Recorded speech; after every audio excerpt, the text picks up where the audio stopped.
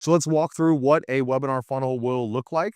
So this is our opt-in page here. Like I talked about in every other funnel, we use the pre-headline to call out our avatar. So this one says, only for coaches, course creators, and agencies. I say how we generate dozens of high-ticket clients a month from simple evergreen YouTube videos. If you've been paying attention at home, what is this? A direct headline or an indirect headline? You nailed it. It is a indirect headline because remember, I'm trying to get as many leads to this as possible. I'm not going to say, hey, opt in here to see how you can buy my stuff. That doesn't work on a webinar funnel. Instead, I'm saying, hey, learn how we generate dozens of high ticket clients a month from simple evergreen YouTube videos. And then I actually showcase, this is our tracking software, Hyros. I actually showcase that as a little bit of social proof on there, showing all these high ticket sales, like $40,000 sales that we're getting from people from watching my YouTube videos. I said register and get a free YouTube video, and then I put some social proof below it. So very similar to our other opt-in page on the video sales that are very simple, social proof, a little bit of credibility, calling out the avatar at the very top, and then having a headline painting their desires. This example being indirect, the video sales that are being direct. This is the actual webinar page itself. You can see incredibly simple, maybe even simpler than the video sales there because I just wanted them to click play on this video.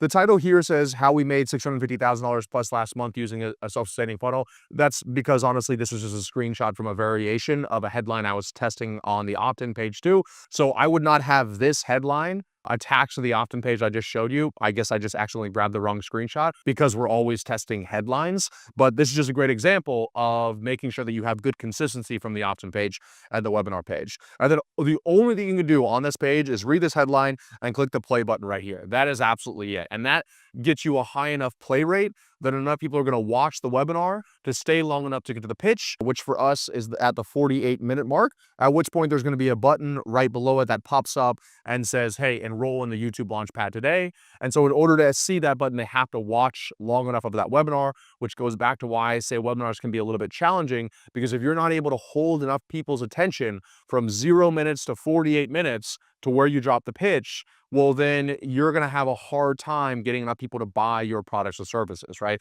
So you really have to be a master storyteller and really good at opening loops, keeping people hooked in longer and longer and longer until the point that you actually drop the price where you put the button where you can take them to the next page. This is the next page, the checkout page. You can see it's almost a duplicate of our low ticket funnel. I have a little bit of a summary of everything they're getting on the bottom. I ask for their contact information here. We give two options for them to pay in full for a certain amount, or they can do payment plans. And then I actually have a financing button here and here that I mentioned in the webinar. I say, hey, you can get started for as low as $153 a month if you want to go with one of our financing companies. And that's a really great way to increase your conversion rates as well. And after they check out, the final page that they're going to see is the order confirmation page. And unlike the low ticket funnel, I wasn't going to send them through an upsell and downsell sequence because they just spent, $2,000 to $4,000 with me. And it starts to be, you kind of degrade the brand a little bit if you're like asking them to spend another $1,000 or $2,000. It just doesn't really convert that well. So we're just going to send them directly to a thank you page,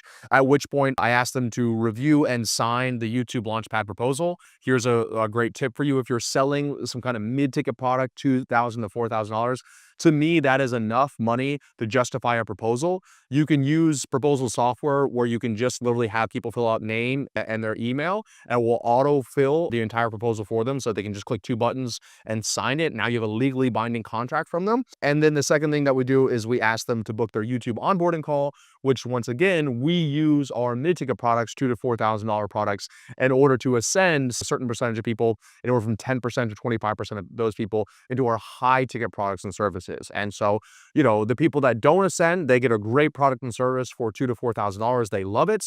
Those that do ascend, they wanted to maybe test us out a little bit, make sure that we're legit. And then they're like, great, I want to work with you a little bit further. I want to work with Ravi a little bit further. And then they'll ascend into the back end, really making the entire funnel very, very profitable. If you want my help installing any of these systems in your business done for you, be sure to book a call with my team down below.